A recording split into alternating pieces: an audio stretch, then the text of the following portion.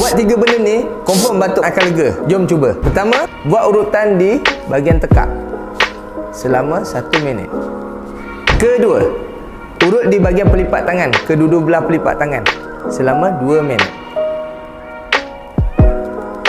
Ketiga, urut pada jari manis selama 2 minit. Lakukan pada kedua-dua belah tangan. Amalkan sekerat yang mungkin sehingga batuk anda lega. InsyaAllah. Kongsikan video ini supaya ramai lagi dapat info.